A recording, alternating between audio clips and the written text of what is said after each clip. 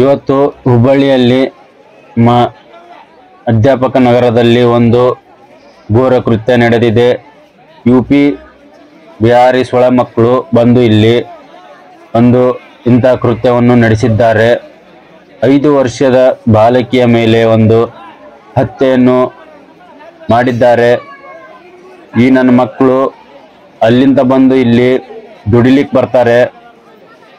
ಮುಚ್ಕೊಂಡು ದುಡಿಬಿಟ್ಟು ಇಂಥ ಒಂದು ಕೃತ್ಯವನ್ನು ಮಾಡ್ತಾರೆ. ಅದು ಬೆಳಗ್ಗೆ 8 ಗಂಟೆಗೆ ಒಂದು 5 ವರ್ಷದ ಬಾಲಕಿಯ ಮೇಲೆ ಅತ್ಯಾಚಾರವನ್ನು ನಡೆಸಿದ್ದಾನೆ. ಇವ ಬಿಹಾರಿ ಪಟ್ನಾದ ಒಂದು ಯುವಕ, ಕಾಮುಕ, ರಾಕ್ಷಸ, ಹಾದರಗಿತ್ತಿ ಸೊಳ ಮಗ ಇಂಥ ಕೃತ್ಯವನ್ನು ನಡೆಸಿದ್ದಾನೆ. ಈ ಸೊಳ ಮಗನಿಗೆ ಎಂಥ ಶಿಕ್ಷೆ ಕೊಡಬೇಕಂದ್ರೆ, ಇಂಥ ಯುಪಿ ಬಿಹಾರ್ ಸೊಳ ಮಕ್ಕಳು ಹುಬ್ಬಳ್ಳಿ ಧಾರವಾಡದೊಳಗೆ ಕಾಣಬಾರ್ದು. ಇಂಥ ಸೊಳ ಮಕ್ಕಳು ಹುಬ್ಬಳ್ಳಿ ಧಾರವಾಡದೊಳಗೆ ಕಾಣಬಾರ್ದು ಅಂತಂದು ನಾವು ವಿನಂತಿ ಮಾಡ್ಕೊಳ್ತೀವಿ. ಹುಬ್ಬಳ್ಳಿ ಜನಾಂಗದಿಂದ ನಾವು ಘೋಷಣೆ ಮಾಡ್ತೀವಿ. ಹುಬ್ಬಳ್ಳಿ ಜನಾಂಗದಲ್ಲಿ ಹುಬ್ಬಳ್ಳಿ ಧಾರವಾಡದಲ್ಲಿ ಯುಪಿ ಬಿಹಾರ್ ಸೊಳ ಮಕ್ಕಳು ಕಾಣಬಾರದು. ಇದೇ ರೀತಿ ನಮ್ಮ ಅಹಮದಾಬಾದಲ್ಲಿ ನಾನು ಇದ್ದೆ, ಅಲ್ಲೇ ಕೆಲಸ ಮಾಡ್ತಿದ್ದೆ. ಅವಾಗ ನಡೆದಾಗ ಗುಜರಾತಿನ ಜನತೆ ಎಂತ ಒಕ್ಕಟ್ಟಂದ್ರೆ ಅವರು, I am really proud of them. ಅವರು ಹೇಗಂದ್ರೆ ಮೂಲೆ ಮೂಲೆಗೆ ಹುಡುಕಿ ಯುಪಿ ಬಿಹಾರ್ ಎಷ್ಟು ಸೊಳ ಮಕ್ಕಳಿದಾರಲ್ಲ ಎಲ್ಲರಿಗೂ ಹೆಂಗ್ ಹೊಡೆದು ಹೊರಗೆ ಹಾಕಿದ್ದಾರೆ ಅಂದ್ರೆ ಅವರು, ನಾನು ಕಣ್ಣಾರ್ಲಿ ನೋಡಿದ್ದೀನಿ. ನಾನು ಹೊರಗೆ ಹೋಗ್ಲಿಕ್ಕೆ ಅಂಜಿದ್ದೀನಿ. ಅಂಥದ್ರಲ್ಲಿ ನಮ್ಮ ಹುಬ್ಬಳ್ಳಿ ಮಂದಿ ಎಲ್ಲರೂ ಒಕ್ಕಟ್ಟಾಗಿ ನಿಂದಿರಬೇಕು. ಇದು 6 ತಿಂಗಳಲ್ಲಿ 2ನೇ ಬಾರಿ ಈ ಘಟನೆ ನಡೆದಿದೆ. ಒಂದು ನೇಹಾದು, ಅದು ಇನ್ನಾದ್ರೂ ಸಾಲ್ವ್ ಆಗಿಲ್ಲ. ಇನ್ನಾದ್ರೂ ನಮ್ಮ ಮಂತ್ರಿಗಳಿಗೆ ಅಥವಾ MLAಗೆ, ಕಾರ್ಪೊರೇಟರ್ಗೆ, CMಗೆ, PMಗೆ ಇದ್ರ ಬಗ್ಗೆ ಚುರುಕು ಮೂಡಿಲ್ವಾ? ಹೇಗೆ ಇದು? ನನಗೆ ಇನ್ನಾದ್ರೂ ಜೈಲಲ್ಲಿ ಕುತ್ಕೊಂಡು ಊಟ ಹಾಕ್ತಿದ್ದಾರೆ. ಇದು ಎಂತ ತರದ ನ್ಯಾಯ? ಆ ನೇಹದ ಅಂತ ಹತ್ಯೆ ನಡೀತು BUB ಕಾಲೇಜಲ್ಲಿ. ಅವನಿಗೆ, ಆ ಸೊಳೆ ಮಗನಿಗೆ ಇನ್ನಾದ್ರೂ ಏನೂ ಆಗಿಲ್ಲ. ಸತ್ತೋರು ಸತ್ತೋದ್ರು. ಅಂತ ಸೊಳೆ ಮಕ್ಕಳಿಗೆ ಎನ್ಕೌಂಟರ್ ಮಾಡಬೇಕು. ಅಂತ ಸೊಳೆ ಮಕ್ಕಳ ಜನಾಂಗನವನ್ನು ಬಿಡಬಾರದು. ಇದು ಇಲ್ಲಿ ನಮ್ಮ ಕರ್ನಾಟಕದಲ್ಲಿ ಯೋಗಿ ತರಹದ ಸರ್ಕಾರ ಬರಬೇಕು. ಇಂಥ ಸೊಳೆ ಮಕ್ಕಳನ್ನು ಯಾವಾಗಲೂ ಅಪ್ರೋಚ್ ಮಾಡಬಾರ್ದು, ಇಟ್ಟು ಕೂಳು ಹಾಕಬಾರ್ದು. ಹಾದರಗಿತ್ತಿ ಮಕ್ಕಳಿಗೆ ಯಾವಾಗಲೂ ಕೂಳು ಹಾಕಕ್ಕೆ ಹೋಗ್ಬೇಡ್ರಿ. ನಾವು ಇಷ್ಟೇ ಕೇಳ್ಕೊಳೋದು ಹುಬ್ಬಳ್ಳಿ ವತಿಯಿಂದ, ಹುಬ್ಬಳ್ಳಿ ಧಾರವಾಡ ವತಿಯಿಂದ ನಾವು ಇಷ್ಟೇ ಕೇಳ್ಕೊಳ್ಳೋದು, ಇಂಥ ಸೊಳೆ ಮಕ್ಕಳಿಗೆ ಯಾವಾಗಲೂ ಅಪ್ರೋಚ್ ಮಾಡಕ್ಕೆ ಹೋಗ್ಬೇಡ್ರಿ. ಆಮೇಲೆ ಊಟನೂ ಕೊಡಕ್ಕೆ ಹೋಗ್ಬೇಡ್ರಿ. ನೀವು ಜೈಲೊಳಗೆ ಹಾಕೊಂಡು ಊಟ ಕೊಟ್ಟರೆ ಆ ಸೊಳೆ ಮಕ್ಕಳಿಗೆ ಇನ್ನೂ ಪ್ರೋತ್ಸಾಹ ಕೊಟ್ಟಂಗಾಗುತ್ತೆ. ಹಿಂಗಾಗಿ ನೀವು ಅಂಥ ಸೊಳೆ ಮಕ್ಕಳಿಗೆ ಎನ್ಕೌಂಟರ್ ಮಾಡ್ರಿ, ಇಲ್ಲಾಂದ್ರೆ ಹೊರಗೆ ಬಿಡ್ರಿ, ಪಬ್ಲಿಕ್ ನೋಡ್ಕೊಳ್ಳುತ್ತೆ. ಇದು ಇವತ್ತು ನೋಡ್ರಿ, ಅವ್ರು ನೇಹವ್ರ ಅಪ್ಪಾರ ಬಂದಿದ್ದಾರೆ. ಪಾಪ ಅವರು ಎಂತ ನೋವಿನಿಂದ ಮಾತಾಡಿದ್ರಂದ್ರೆ, ಪಾಪ ಅವ್ರ ಕಳ್ಕೊಂಡು, ಅವರ ಮಗಳ ಕಳ್ಕೊಂಡಿದ್ದು ಅವ್ರಿಗೆ ಗೊತ್ತು. ಅದರಿಂದ ನೋಡಿ, ಪಾಪ ಪೊಲೀಸರದು ಇದರಲ್ಲಿ ಏನು ತಪ್ಪಿಲ್ಲ, ನಮ್ಮ ಪೊಲಿಟಿಷಿಯನ್ದೇ ತಪ್ಪು ಇದರಲ್ಲಿ. ಅವರು ಡಿಸಿಷನ್ ಕೊಟ್ರೆ, ನಮ್ಮ ಫ್ರೀ ಹ್ಯಾಂಡ್ ಬಿಟ್ರೆ ಪೊಲೀಸರಿಗೆ ಎಲ್ಲ ಪೊಲೀಸರೇ ನೋಡ್ಕೊಳ್ತಾರೆ. ಚಿಟಿಕೆ ಹೊಡೆಯೋದ್ರಲ್ಲಿ ಅವರೆಲ್ಲ ಪ್ರಾಬ್ಲಮ್ ಸಾಲ್ವ್ ಮಾಡ್ಕೊಳ್ತಾರೆ. ಇದಕ್ಕೆ ಇವತ್ತು ಬೆಳಗ್ಗೆ ಆದ ಕಾರಣ ನಾವೆಲ್ಲ ಹೋರಾಟ ಮಾಡಿದ್ದೀವಿ ಅಶೋಕ್ನಗರ್ ಪೊಲೀಸ್ ಸ್ಟೇಷನ್ ಮುಂದೆ. ಅವರ ಮನೆ ಇರೋದು ಸಬ್ಜಲ್ ಪಕ್ಕದಲ್ಲೇ ನಮಗೆ ಪ್ರೊಟೆಕ್ಷನ್ ಇಲ್ಲ ಅಂತಂದ್ರೆ, ಸಬ್ಜಲ್ ದೂರದಲ್ಲಿ ಎಷ್ಟು ಪ್ರೊಟೆಕ್ಷನ್ ಸಿಗುತ್ತೆ ನಮಗೆ? ಇದೆಲ್ಲ ನಮ್ಮ ಪೊಲಿಟಿಷಿಯನ್ಸ್ ಎಲ್ಲ ನಾವು ಯಾರಿಗೆ ಎಲೆಕ್ಟ್ ಮಾಡಿದ್ದೀವಿ, ನಮ್ಮ ಕಾರ್ಪೊರೇಟ್ರು, ಅವ್ರ ಮೇಲೆ MLA, ಅವ್ರ ಮೇಲೆ MP, ಅವ್ರ ಮೇಲೆ CM, PM ಅವರೆಲ್ಲ ನೋಡ್ಕೋಬೇಕು. ಇದೆಲ್ಲ ಈ ಥರ ಆಗ್ತಿದ್ರೆ ನಾವು ಹೇಗೆ ನಮ್ಮ ಮಕ್ಕಳನ್ನ ಸ್ಕೂಲಿಗೆ ಕಳಿಸೋದು, ಕಾಲೇಜಿಗೆ ಕಳಿಸೋದು, ಅವ್ರಿಗೆ ಹೆಂಗೆ ನಾವು ಎಜುಕೇಶನ್ ಕೊಡೋದು? ಇದೇ ನಮ್ಮ ಪಬ್ಲಿಕ್ನ ಕ್ವಶನ್ ಆಗಿದೆ. ಹೀಗಾಗಿ ನೋಡಿ, ಈ ಕೃತ್ಯ ಆಗಿರೋದು ಭಾಳ ವರ್ಸ್ಟ್ ಅಂದರೆ ವರ್ಸ್ಟ್. ಇಂಥ ಸೊಳ್ಳೆ ಮಕ್ಕಳನ್ನ ಯಾವಾಗಲೂ ನಾವು ಬಿಡಾಕ್ ಹೋಗ್ಬಾರ್ದು. ಓಕೆ, ಇಂಥ ಸೊಳ್ಳೆ ಮಕ್ಕಳಿಗೆ ಐತಲ್ಲ, UP ಬಿಹಾರದವ್ರು ನಮಗೆ ಬೇಡ ಇಲ್ಲಿ. ಇವತ್ತು ಈ ಸೊಳ್ಳೆ ಮಗ ಮಾಡೋಣ ಅಂತಂದ್ರೆ ಇನ್ನೊಂದು ದಿವಸ ಮಾಡ್ತಾನೆ. ಆದ ಕಾರಣ ನಮ್ಮ ಹುಬ್ಳಿ ಜನತೆ ಎಚ್ಚೆತ್ತುಕೊಳ್ಳಿ. ನಾಳೆಯಿಂದ ಪ್ರತಿಭಟನೆ ಮಾಡೋಣ. ನಾವು ಇರುತ್ತೇವೆ, ನಮ್ಮ ಸಂಘನೂ ಇದೆ. ಪ್ರತಿಭಟನೆ ಮಾಡಿ ನಾವು UP ಬಿಹಾರ ಸೊಳ್ಳೆ ಮಕ್ಕಳಿಗೆ ಇಲ್ಲಿಂದ ಹುಬ್ಬಳ್ಳಿ ಧಾರವಾಡದಿಂದ ಓಡಿಸೋಣ. ನಾವು ಅಹಮದಾಬಾದ್ ಅವ್ರ ಜೊತೆ ನಾವು ಒಗ್ಗಟ್ಟಾಗಿ ನಿಲ್ಲೋಣ. ಇಂಥ ಸೊಳ್ಳೆ ಮಕ್ಕಳು ನಮಗೆ ಬೇಡ. ಇಷ್ಟೇ ನಾನು ಕೋರಿಕೊಳ್ಳೋದು. ಯಾವ ಪ್ರತಿಭಟನೆ ಮಾಡಿದ್ರು ಅಷ್ಟೇ, ಇಲ್ಲಿ ಯಾವುದು ಸಂಘಟನೆ ಮಾಡಿದ್ರು ಅಷ್ಟೇ, ಯಾವುದೋ ಒಂದು ಸ್ಟೇಜಲ್ಲಿ ನಿಂತು ಮಾತಾಡಿದ್ರು ಅಷ್ಟೇ, ಅದೇ 2 ಸೆಕೆಂಡಲ್ಲಿ ಮಾತಾಡ್ತೀವಿ, ಅದೇ 2 ನಿಮಿಷದಲ್ಲಿ ಮಾತಾಡ್ತೀವಿ, ಅದೇ 2 ದಿವಸದಲ್ಲಿ ಮಾತಾಡ್ತೀವಿ, ಅದೇ 2 ತಿಂಗಳಲ್ಲಿ ಮಾತಾಡ್ತೀವಿ ಅಷ್ಟೇ. ಅದೇ ನೆಕ್ಸ್ಟ್ ದಿವಸ ನಮಗೆ ನೆನಪಿರಲ್ಲ.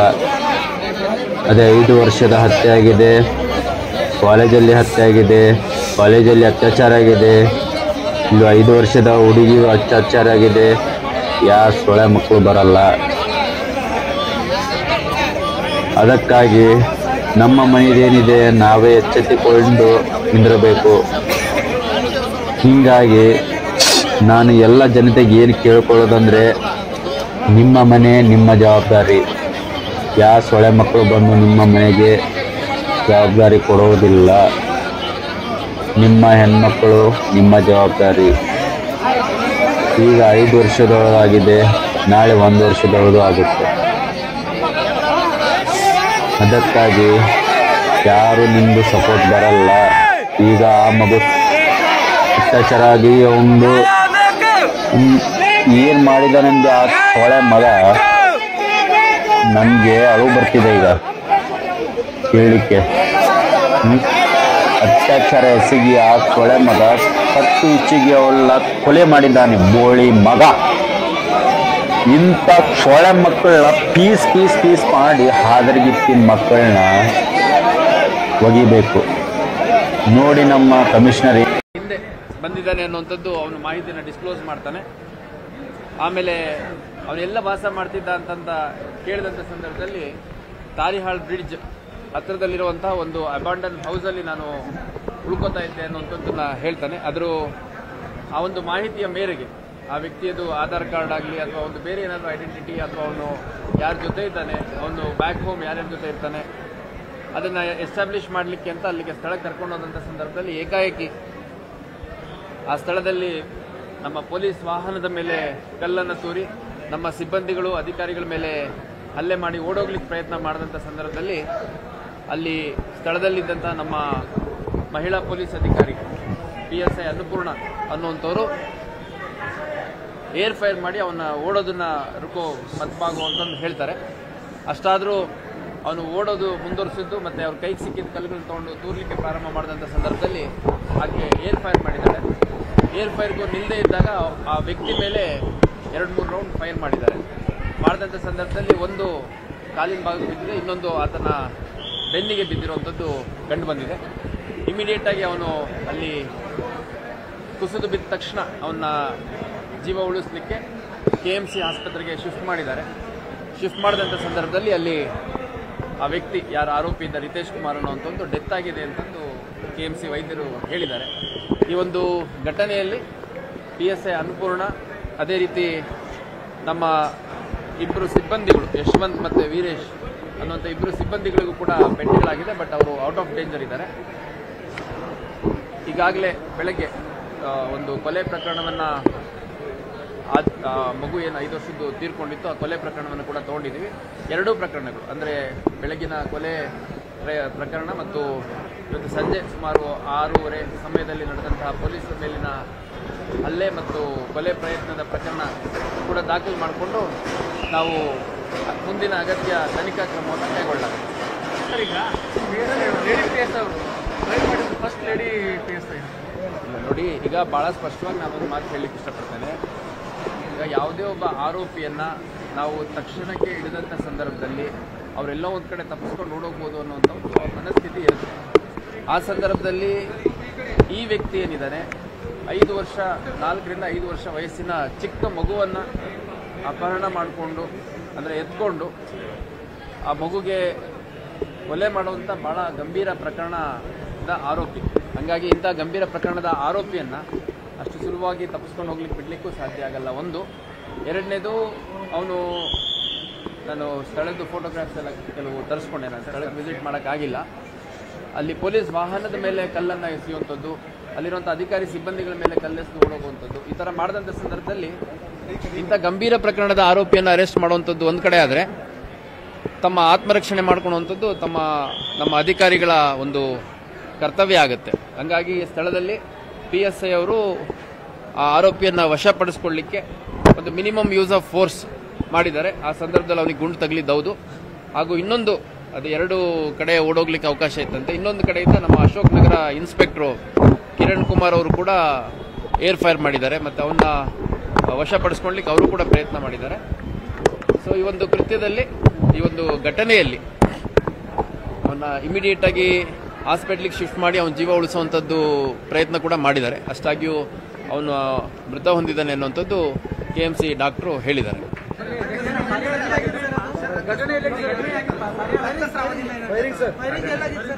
ತಾರಿಯಾಳ ಅಂಡರ್ ಪಾಸ್ ಹತ್ರ, ನಮ್ಮ ಹುಬ್ಬಳ್ಳಿ ಹೊರವಲಯದ ಹೈವೇ ಹತ್ರ, ಅದು ಸ್ವಲ್ಪ ಔಟ್ಸ್ಕರ್ಟ್ಸ್ ಏರಿಯಾ ಇದೆ, ತಮಗೆಲ್ಲ ಗೊತ್ತಿದೆ. ಅಲ್ಲಿ ಸಾಕಷ್ಟು ಅಬಾಂಡನ್ಡ್ ಹೌಸಸ್ ಇದಾವೆ, ಮತ್ತೆ ಪಾಳ್ಬಿದ್ದಿರೋ ಮನೆಗಳು ಆ ಥರ ಎಲ್ಲ ಇದೆ. ಈ ಹಿಂದೆ ಕೂಡ ಆ ಭಾಗದಲ್ಲಿ 1-2 ಘಟನೆಗಳಾಗಿದ್ದು ತಮಗೆ ನೆನಪಿರ್ಬೋದು. ಹಂಗಾಗಿ ತಾರಿಯಾಳ ಅಂಡರ್ ಪಾಸ್ ಹತ್ರ ಇರುವಂಥ ಒಂದು ಅಬಾಂಡನ್ ಹೌಸ್ ಪ್ರಿಮೈಸಸ್ ಅಲ್ಲಿ ಒಂದು ಘಟನೆ ಆಗಿದೆ ಅನ್ನೋದು ತಿಳಿದು. ಬೆಳಗಿನ ಪ್ರಕರಣ ಏನಿದೆ, ಬೆಳಗ್ಗೆ ನಡೆದಂತಹ ಮಗುವಿನ ಸಾವಿನ ಪ್ರಕರಣ ಒಂದು ಕೊಲೆ ಪ್ರಕರಣ ಅಂತ ಕೊಟ್ಟಿದ್ದಾರೆ. ಅದ್ರ ಜೊತೆಗೆ ಮಗುಗೆ ಆ ಮಗುವನ್ನ ಎತ್ಕೊಳ್ಳುವಂಥ ಸಂದರ್ಭದಲ್ಲಿ ಮುತ್ತಿಡುವಂಥದ್ದೆಲ್ಲ ಮಾಡಿದ್ದಾನೆ ಅನ್ನುವಂಥದ್ದು CCTVಲಿ ನಾವು ನೋಡಿದ್ದೀರಿ ಅಂತ ಅದನ್ನು ಕೂಡ ಅಳವಡಿಸ್ಕೊಂಡು ಸೊ ಒಂದು ಕೊಲೆ ಪ್ರಕರಣ ಮತ್ತು ಆ ಮಗುವಿನ ಜೊತೆ ಅನುಚಿತವಾಗಿ ನಡ್ಕೊಂಡಿರೋದ್ರ ಹಿನ್ನೆಲೆಯಲ್ಲಿ ಪೋಕ್ಸೋ ಪ್ರಕರಣವನ್ನು ಕೂಡ ಅಳವಡಿಸಿಕೊಂಡು ಬೆಳಗ್ಗೆ ಪ್ರಕರಣ ದಾಖಲು ಮಾಡಿಕೊಂಡಿದ್ರು. ಇವತ್ತು ಸಂಜೆ ನಡೆದಂಥ ಘಟನೆ ರಿಲೇಟೆಡ್ ಪೊಲೀಸರ ಮೇಲೆ ಹಲ್ಲೆ ಮತ್ತು ಕೊಲೆ ಪ್ರಯತ್ನದ ಪ್ರಕರಣವನ್ನು ದಾಖಲು ಮಾಡಿಕೊಂಡಿದ್ರು.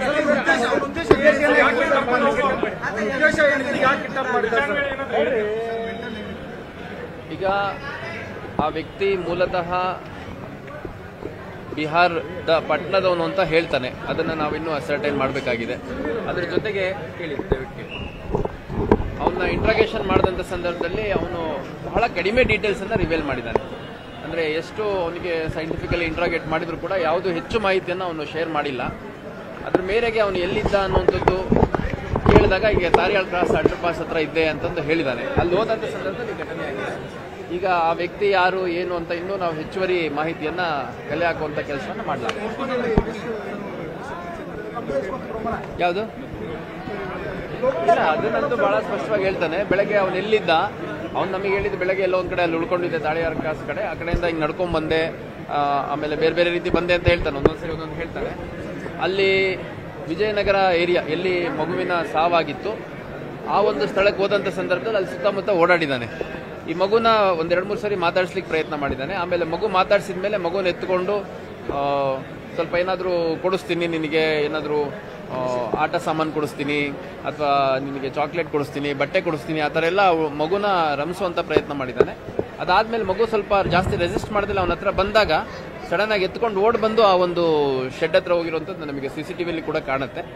ಸೊ ಒಟ್ಟಾರೆಯಾಗಿ ಕೊಪ್ಪಳದ ಯಲಬುರ್ಗಾ ಇಲ್ಲಿ ಜೀವನ ಅರಸಿ ಬಂದಿದ್ರು ಈ ಮಗುವಿನ ತಂದೆ ತಾಯಿ. ಅವರಿಬ್ರು ತಂದೆ ಅವರು ಪೇಂಟಿಂಗ್ ಕೆಲಸ ಮತ್ತೆ ತಾಯಿ ಮನೆ ಕೆಲಸ ಮತ್ತೆ ಬೂಟಿಕ್ ಅಲ್ಲಿ ಟೈಲರಿಂಗ್ ಕೆಲಸ ಕೂಡ ಮಾಡ್ತಾ ಇದ್ರು ಅನ್ನೋದು ತಿಳಿದು ಬಂದಿದೆ. ಈ ಆರೋಪಿಯ ಬಗ್ಗೆ ಇನ್ನೂ ಹೆಚ್ಚಿನ ವಿವರಗಳು ಮತ್ತು ಅವನ ಮೂಲ ಮತ್ತೆ ಈ ವ್ಯಕ್ತಿಯಿಂದ ಇನ್ನೇನಾದ್ರೂ ಬೇರೆ ಘಟನೆ ನಡೆದಿದೆ ಅನ್ನೋದ್ರ ಬಗ್ಗೆ ಚರ್ಚೆ ಮಾಡ್ತೀವಿ.